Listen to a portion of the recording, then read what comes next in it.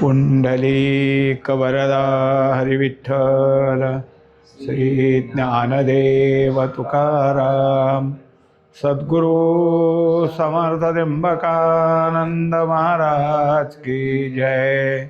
माऊली ज्ञानेश्वर महाराज की जय। जगद्गुरु तुकाराम महाराज की जय। श्री गुरुदेव दत्त। क्षेत्र क्षेत्रज्ञ प्रकृती पुरुष याच्यामध्ये ज्ञाता ज्ञेय ज्ञान ही त्रिपुटी उरणार नाही असं जे ज्ञान आहे त्या ज्ञानाची आता प्रस्तावना करण्याकरता सुरुवात होणार आहे, म्हणजे प्रस्तावना होणार आहे।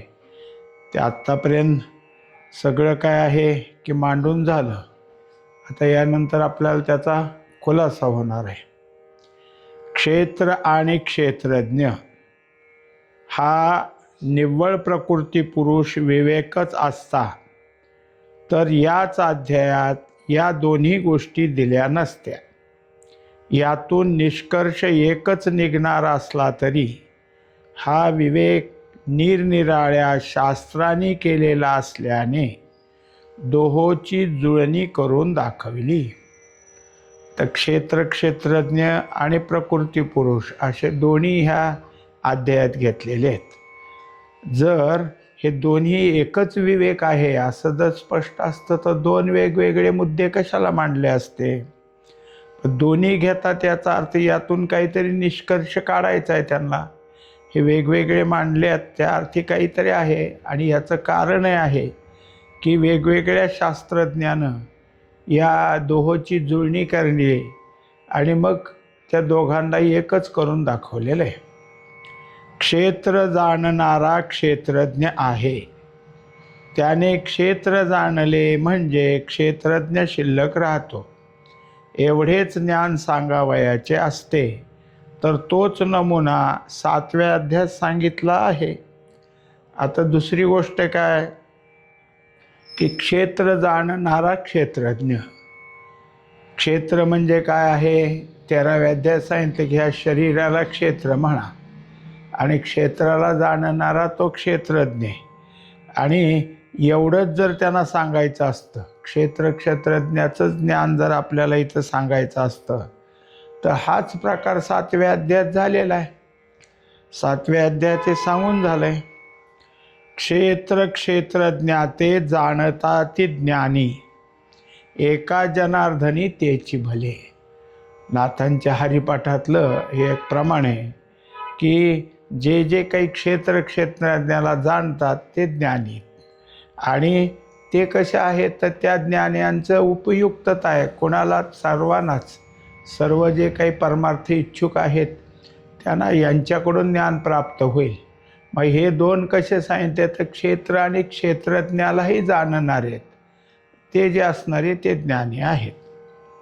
क्षेत्राला जाणून क्षेत्रज्ञाला जाणणारे जे ज्ञान त्यालाच ज्ञान म्हणतात। एरवी कसं क्षेत्रज्ञ क्षेत्राला जाणतोच, तेही ज्ञान होईल ना, पण ते ज्ञान या ज्ञानाच्या योग्यतेचं नाही, ते ज्ञान वेगळं आहे।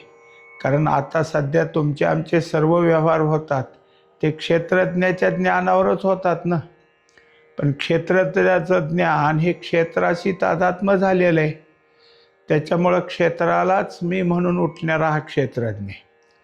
आणि त्यांनी काय केलं तर क्षेत्राचं जे जे काही आहे ते त्या आवडी म्हणजे माझ्या आवडीत, त्या नावडी म्हणजे माझ्या नावडीत असं त्यांनी ठरवलं, म्हणजे हे त्याचं ज्ञान आहे। म्हणून त्या ज्ञानाला ज्ञान म्हणता येत नाही, पण ते ज्ञान नसून क्षेत्र आणि क्षेत्रज्ञाला जाणणं, जे क्षेत्रालाही जाणले क्षेत्रज्ञालाही जाणले असं जे जाणणारं ज्ञान आहे त्यालाच ज्ञान म्हणायचं। आणि ते जे काही इथं आहे ते ज्ञात्रायानं सुद्धा ते स्पष्ट केले आता त्यांच्या आपण पाहिलेल्या आत्ताच्या चरणामध्ये। नुसत्या क्षेत्राला जाणणाऱ्या ज्ञानाला ज्ञान म्हणण्याची त्यांची तयारी नाही। आता तसं का नाही तर हे ज्ञान जरी असलं तरी हे ज्ञान व्यवहार ज्ञान आहे, काय होतं तर जो काही व्यवहार आहे आणि त्याच्याशीच झालं, आपण सगळे काय झालं, या व्यवहाराशीच गुंतलं गेलो. तुका म्हणे इहलोकीच्या व्यवहारे, नका डोळे धुरे भरून राहू. हा व्यवहार आपण करत राहिलो आणि त्या व्यवहाराशीच गुंतलो. ह्या व्यवहाराने काय केलं तर व्यवहार करत असताना त्याच्या नफ्या तोट्याचे संस्कार साठवून ठेवले आणि त्या संस्काराचं सुखदुःख साठवून ठेवलं. त्यामुळं तो क्षेत्रज्ञानी क्षेत्र ह्या दोघांची जोडी कायम जन्ममरण फिरत राहील. मग ह्या ज्ञानातनं जर आपल्याला सुटका नाही तर ह्या ज्ञानाला ज्ञान कसं म्हणावं. त्याच्यामुळं या दोघालाही जाणणाऱ्या ज्ञानाला ज्ञान म्हणा असं नाथरायाने सांगितलं आणि असं 13व्या अध्यायात तेच आलेलं आहे. आरंभी क्षेत्रज्ञ कोण याविषयी अनेक ऋषींची अनेक मते दिलेली आहेत आणि क्षेत्र नाव देण्याची कारणे काय असावीत याची कारणे दाखवली आहेत.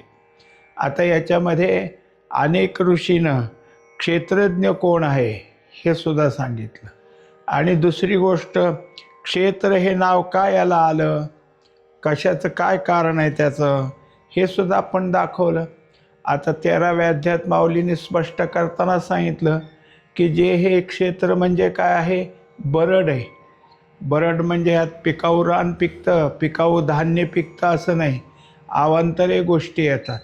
म्हणजेच एखाद्या जसं आपल्याला 7-12चा उतारा असतो आणि 7-12च्या उतार्यात तुम्हाला क्षेत्र किती दिलेलं असतं. म्हणजे क्षेत्र कशाला म्हणलं आहे तर जमिनीला म्हटलं आहे. जमीन हे क्षेत्र आहे आणि त्या जमिनीचा पोत कसा आहे, कशा प्रकारची त्याची आहे, म्हणून त्याला काय केलेलं आहे, आकार दिलेला असतो. 1 रुपया साऱ्याची जमीन असेल तर उच्च प्रतीची जमीन, 1 रुपयाच्या पाठीमागं असेल ती सगळी खालच्या प्रतीची जमीन.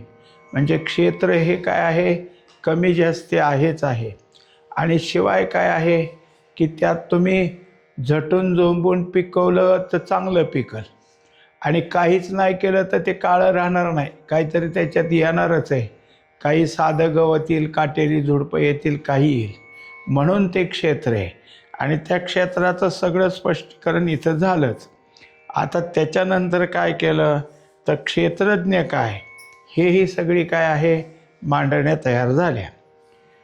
जीव हा क्षेत्र असून म्हणजे शेताचा मालक असून प्राणाला शेत बटईने दिले, प्राणाने आपले विभाग मशागती करता शेतात ठेवले असून मनाला मजूरदार म्हणून कामाला लावले.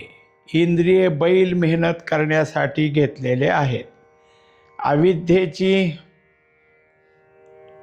अविधीच्या वापेत कर्म पेरणी करून दुःख फळाचे पीक काढले जाते व विधियुक्त कर्माचे सुखाचे पीक काढले जाते व ते सर्व मालकाकडे दिले जाते. म्हणजे मालक जीव सुखदुःखाचा भोगता होऊन तो भोगीत असतो आणि या भोगण्यात अनेक योनीची शरीरे त्यास धारण करावी लागतात. मानवी शरीरापुरताच क्षेत्र या नावाचा वापर केला आहे. आता यात आपल्याला ह्यातला खुलासा अजून पाहायचा की इथे एक पहिले जे काही आहेत ऋषी त्यांनी आपलं मत मांडलं की क्षेत्रज्ञ म्हणजे कोण तर जीव. त्यांनी काय केलेलं आहे तर हे आपलं जे क्षेत्र नावाचं शेत आहे ते प्राणाला बटईन दिलं आहे. प्राणाने त्या सगळ्या शेताची काय करायची, उगी निगी करायची आहे. आणि प्राण काय करतो तर जे आपले विभाग आहेत त्यांच्याकडून त्यातलं काही करून घेतो. त्याच्यात त्यांनी काय केलं, सगळं करून घेणारा म्हणून मन पुढं ठेवला. मनाने हे सगळं बघायचं आणि त्याची सगळी मशागत करण्याकरता इंद्रिय ही बैल तिथं आहेत आणि त्याप्रमाणचे त्या इंद्रियांची अवजारं असून ते सगळं चालतं. आता त्यात अविधीचं पीक जर निघालं तर त्याच्यामध्ये दुःख फळ येतं आणि विधीचं पीक जर निघालं तर त्याच्यामध्ये सुखफळ येतं. मग सुख आणि दुःख हे दोन्ही कोण भोगतं? तर हा जीव, हा मालक. कारण ते सगळं कोणाला नेऊन द्यायचं आहे? मालकाला नेऊन द्यायचं आहे. याच्यात जे काही झालं असेल ते मालक. जसं एखादा शेती करणारा असतो, त्या शेती करणाऱ्यामध्ये काय आहे की मालकाला आपल्याला काही पिकलं नाही, आपल्याला ह्यावेळेस काही फायदा झाला नाही याचं वाईट वाटत असतं, किंवा खूप चांगलं पिकलं ह्याचं चांगलं वाटत असतं. मग त्याचे जे मजूर आहेत, ते बैल काम करतात, त्यांना काहीच नसतं, ते आपले काम करतच असतात. जर त्याच्यात हा बटईदार आहे, म्हणजे त्यातला हिस्सेदार आहे, त्या हिस्सेदाराला त्याच्याप्रमाणे काय वाटतं. म्हणून हिस्सेदारसुद्धा या सुखदुःखात थोडाफार सहभागी होतो. म्हणजेच प्राणाच्या ठिकाणीसुद्धा जे काही क्षोभ आहेत, जी उर्मी, ती उर्मी त्या ठिकाणी उभा राहत असते. आता त्या सगळ्यामध्ये इतकं सगळ्या मांडण्या झाल्या. आपण काय पाहिलं यात? क्षेत्र हे एक शेत आहे, त्याचा मालक कोण आहे? जीव आहे. तो कोणाकडून करून घेतो हे सगळं? तर प्राण आहे. प्राणाने कोणाला ठेवलं? तर काही जे विभाग आहेत त्यांना ठेवलं पुढं सगळं बघायला, आणि मागचं सगळा व्यवहार बघायला मन आहे. इंद्रिय त्याचे काम करणारे बैल आहेत. या सगळ्या त्यात मांडण्या झाल्या, आणि त्याच्यातून जर योग्य पीक निघालं तर सुख आहे, अयोग्य पीक निघालं तर दुःख आहे. ह्या दोन्ही गोष्टी झाल्या. पण हे सगळं जे काही मत आहे हे फक्त मानवी शरीरापुरतं आहे. हे क्षेत्र कोणतं दाखवलं? मानवी शरीर हेच एक क्षेत्र दाखवलं. दुसरे मत, अनादि प्रकृती क्षेत्रज्ञ असून तिच्याजवळ त्रिगुण आहेत. रजोगुण पेरणी करतो, सत्वगुण राखण करतो, तमोगुण सर्व पीक गोळा करून महत्त्वाच्या खळ्यात गोळा करून अव्यक्ताच्या घरात ठेवतो. ती अव्यक्त प्रकृतीच पुन्हा गुणद्वारा उदयाला आणते. अशा प्रकारे क्षेत्राचा लोप व उदय होतो. तो प्रकृती पुरुषाच्या सुखदुःख भोग देतो. तर दुसरं मत आलं. दुसऱ्या मतात कोण आहे? ते प्रकृतीच क्षेत्रज्ञ, आणि ती कधीपासून आहे? तर अनादी. त्या कधीपासून तिच्याकडं आलं हे नाही सांगता येत. शिवाय काय आहे की ते सगळं करून घेते कशी? तर त्रिगुणाकडून. मग त्रिगुणातला जो रजगुण आहे तो पेरणी करतो, सत्वगुण आहे तो त्याचं राखण करतो, संवार म्हणजे जे काही आहे त्याचं सगळं लक्ष देतो, उगवणीपासून ते काढणी येईपर्यंत सगळं सत्वगुणाकडं. आणि तमगुण काय करतो? सर्व पीक काढणीला आलं की गोळा करतो. मग ह्या पिकापासून जे काही व्हायचं आहे ते महत्त्व हे त्याचं खळं आहे. म्हणजे त्या सगळ्या पिकाचे काय आहे की तयारी होते. त्याच्यातून फोलकट बाजूला काढून रास तयार केली जाते, आणि हे कोणाच्या ताब्यात दिलं जातं? तर अव्यक्ताच्या. अव्यक्त कोण आहे? प्रकृतीचं आहे. म्हणजे मग ह्या प्रकृतीनंच हे सगळं आपल्याजवळ घ्यायचं आणि पुन्हा त्रिगुणद्वारा हेच करायचं. म्हणजे आणलेलं पीक घरात ठेवून घेतलं की त्यातनंच बियाणं काढायचं, रजगुणाला पेरायला सांगायचं, सत्वगुणाने सांभाळ करायचा, आणि तमगुणानं परत गोळा करायचं. हे सतत चाललेलंच आहे. आता इकडे एखाद्या वेळेस शेतकऱ्याचं काय होतं की पिकच पिकत नाही, त्याच्यामुळं त्याच्या घरात अव्यक्तात आणून ठेवायला काहीच नसतं. पण ह्या प्रकृतीत तसं नाही.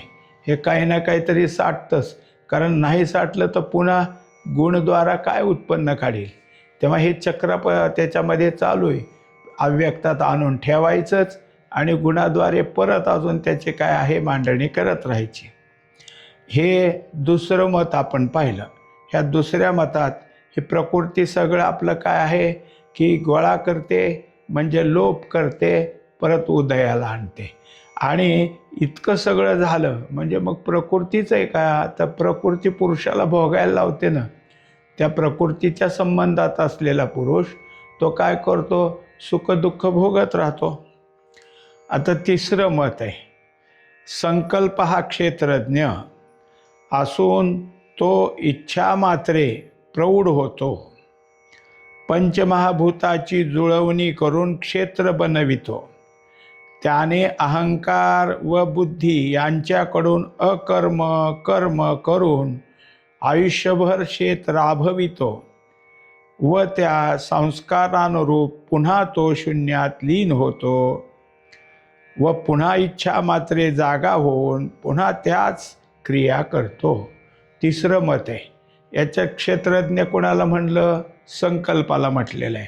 हा संकल्प काय करतो? ते इच्छा मात्रानं पुढे येतो. म्हणजे तो एकदा संकल्प जागा झाला की इच्छेमुळं मोठा झाला, प्रौढ होतो आणि ती इच्छा काय करते तर पंचमहाभूताची जुळवणी करून हे सगळं क्षेत्र बनवते आणि त्याच्यामध्ये मग परत मदत करण्याकरता अहंकार बुद्धी यांच्याकडून हे सगळं चालतं. मग याच इच्छेद्वारे कधी कर्म होतं, ते कर्म उपयुक्त असतं, कधी अकर्म होतं, ते त्याच्या ठिकाणी काय असेल ते उपयोग करून देतं. या दोन्हीद्वारा याच्याकडून ह्या शेताचं सगळं चाललेलं असतं. आता त्याच्यात हेच परत परत होत असल्यामुळं कर्माच्या ठिकाणी फलांश आणि संस्कारांश हे दोन असल्यामुळं परत एक अंश संस्काराकडे राहतो, एक अंश त्याचा भोगण्यात गेला. मग सुखरूपी भोग असेल फलभोगामध्ये किंवा दुःख असेल, ते सुख दुःख भोगतो. हे भोगणारा कोण आहे? पुरुषच आहे. आणि परत त्याहून संस्कार झाले, हे कर्म केलं आता असंच परत, हे कर्म केलं आता असं नाही करायचं परत. हे दोन्ही काय आहे? कर्म आणि त्याच्या ठिकाणी होऊन ते संस्कार वाढतात आणि परत तिथं त्याच्या ठिकाणी येतात. मग परत ते संस्कार काय होतात तर त्या ठिकाणी लोप पावतात. परत इच्छा आली की त्या संस्कारातलंच बाहेर निघतं. त्याप्रमाणे हे अखंड चालू आहे, असं सारखं ते फिरतच असतं. चौथं मत सांगितलेले, कोणीतरी एक शक्ती क्षेत्रज्ञ, ज्या शक्तीने ढग येतात जातात, चंद्र तारे तयार करून शक्तीच्या जोरावर जागोजागी धारण केले जातात. ती शक्ती वाऱ्यांना हिंडवते, पर्जन्य पाडते, अन्न तयार करते. हे सहज वृत्तीने त्या शक्तीने चालविले आहे. त्या शक्तीच्या सहजपणात हे क्षेत्र होते जाते. आता तिसरा दाखवला काय आहे की क्षेत्रज्ञ. आणि त्या क्षेत्रज्ञातनं काय होतं तर ढग तयार होतात. पुन्हा तेच ढग काय आहे? पाऊस घेऊन येतात. पावसापासून धान्य पिकतं, धान्यापासून परत आपलं काय जे असेल ते सगळ्याला खायला मिळतं. असं चक्र आहे. दुसरं काय? चंद्र तारे हे सगळं त्याच शक्तीनं निर्माण केले. तिच्यामुळं वारा वाहतो, तिच्यामुळं पाऊस पडतो, तिच्यामुळे हे सगळ्या गोष्टी सहज होतात. म्हणजे हे होणं काय? हे चक्र आहे. जसं सगळेच काय करतात की आपल्याला उत्तर देताना आता बहुतांश लोकांकडे हेच उत्तर असतं की सगळं निसर्गानं आपोआप होतं. निसर्गच आहे. त्याच्यामुळं काय आहे की निसर्ग आहे. एक असा उदाहरण सांगतात की एक वकील होते, प्रख्यात वकील, आणि त्यांचा मुलगा मात्र त्याला देवावर आस्तिक भाव होता. तो देवाबद्दल सगळं करायचा आणि देवाचं काय करायला लागला, बोलायला लागला की वकिलाला काय आवडत नसे. कशाचा देव आणि कशाचं काय नाही ते. मग म्हणलं हे कसं होतं जातं? हे पाऊस येतो, सगळं पिकतं, तारे चंद्र हे सगळं कसं फिरतं?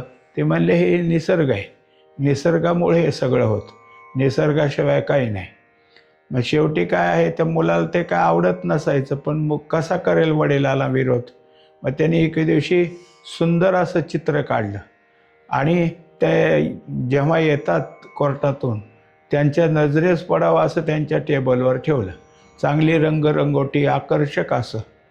मग त्याच्यानंतर ते आले, त्यांनी पाहिलं, अरे किती छान आहे. कोणी काढले? ते मला निसर्गाने. निसर्ग कसा काढेल? कोणतरी काढणारा असेल. मला काढणारा कसा असेल? निसर्गच करेल. निसर्ग ते हे काय करतो? ह्याला काढणारा पाहिजे. म्हणजे निसर्गाला चालवणारा कोणतरी पाहिजे का नको? निसर्गाला चालवणारा पाहिजे तोच देव आहे. मी म्हणतो तेच तुम्हाला सांगतो. म्हणजे हे सगळं होतं जातं, पण हे शक्ती आहे असं ज्यांनी सांगितलं. ती शक्ती म्हणजे कोण? तर शक्ती म्हणजे प्रकृतीच. शक्ती हे काय आहे, प्रकृतीचंच नाव आहे. आणि त्या ठिकाणी हे सहजपणात होतं. कारण काय करते शक्ती, हे सगळं करते. पण शक्तीला पुरुषाची सत्ता आहे आणि त्या पुरुषाच्या सत्तेमध्ये शक्तीचं हे सगळं चालतं. त्या पुरुषाला काही करावं लागत नाही. करतं ते कोण करतं? शक्तीच सगळं काही करत असते. पाचवं मत आता आलं. काळ हा क्षेत्रज्ञ आहे. त्यानेच आपल्या गतीने त्रैलोक्य निर्माण केले. त्यातच शरीरे तयार केली. ती मृगजळासारखी मिथ्या असून जीवाला सत्य भासतात. त्यामुळे तो शरीराला सत्य मानून सुख दुःख भोगतो. जीवाच्या क्षेत्रावर काही ताबा नाही. आता त्याच्यात हा जो निघाला, बाकीचे जसे मत क्षेत्रज्ञ कोण आहे हे सांगणारे झाले, तसं त्यांनी सांगितलं काळ आहे. आणि काळ काय करतो तर सतत हे सगळं कालचक्र चाललेलं आहे.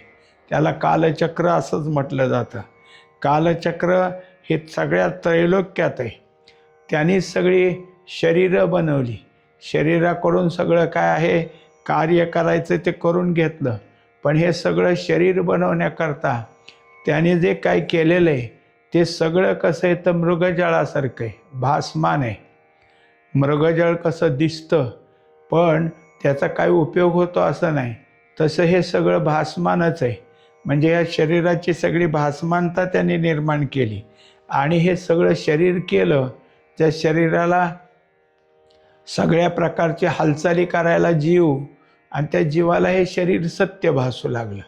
मग त्या सत्य शरीराला धरून तो जीव ह्या शरीराकडून जे काही करून घेतो ते त्याला सुख दुःख भोगावं लागतं. असा सगळा जरी चालत असला तर त्या जीवाचा क्षेत्रावर काही मालकी हक्क नाही. कारण जर जीवाला हे क्षेत्र माझंच आहे, मीच ह्याला सगळा मालक आहे असं वाटलं असतं तर शरीराची परिवर्तनं होऊ दिली नसती ना. शरीराची परिवर्तनं होतात तेव्हा ते काही जीवाच्या मालकीचं आहे असं त्याला वाटतं, पण तसं होत नाही. ते सतत काय आहे की परिवर्तित होतं. म्हणजे खरोखर त्याच्या मालकीचं नाही, पण हे सत्य असं समजून घेणारा कोण आहे? जीव आहे. आणि हे सगळं त्या जीवाचं कालचक्र आहे. म्हणून ते शरीर जितक्या काळ त्या जीवाला भोगायला द्यायचं आहे तेवढा काळ ठेवतो. पुन्हा अजून काय करतो की दुसरं, म्हणजे मग त्याचं तेवढ्या शरीराचं तेवढं जरी आयुष्य असलं आणि शरीर तेवढ्या आयुष्यापुरता तो जीव त्यातनं सुख दुःख भोगत असला तर त्याला वाटतंय मी भोगतो.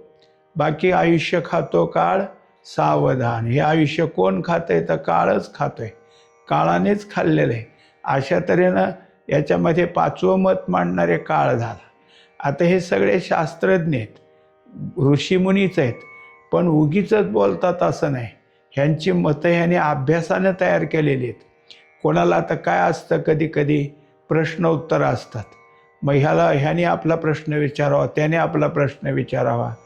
पण तिसऱ्या चौथ्याला वाटतं की आपण काहीच कसं नाही विचारायचं, उगीचच काहीतरी विचारायचं. काय चाललंय, कशाचा कशाला मेळ नाही असा प्रश्न काढायचा. आणि कशा करतात हे बाकीचे विचारतात आणि मी कसं थांबू, असं ह्यांचं नाही. हे स्वतः याच्यातलं संशोधन करणार आहेत, हे जाणकार आहेत. आणि ह्यांनी सगळं काय आहे पाहिलं आणि त्यांच्या अनुभवातनं ह्या गोष्टी काढल्या. त्यामुळे ह्यातले जे काही आता 5 मतं भगवद्गीतेने घेतली त्या मतामध्ये आपल्याला असं वाटत नाही की ह्यांनी काहीतरीच दिले. यांचं वाटल्यानंतर आपल्याला वाटतं हा हे असं सुद्धा आहेच, दुसऱ्याचं ऐकल्यावर असं सुद्धा आहे. म्हणजे ह्या सगळ्या मतं आहेत त्या मतांचे विचार आपल्या ठिकाणी येतच असतात. आपणही त्या मतांच्या विचाराशी सहमत होत असतो. पण निश्चित कोणाला म्हणावं हे कळत नाही. कारण ह्याचंही खरं वाटतं, त्याचंही खरं वाटतं, त्याचंही खरं वाटतं.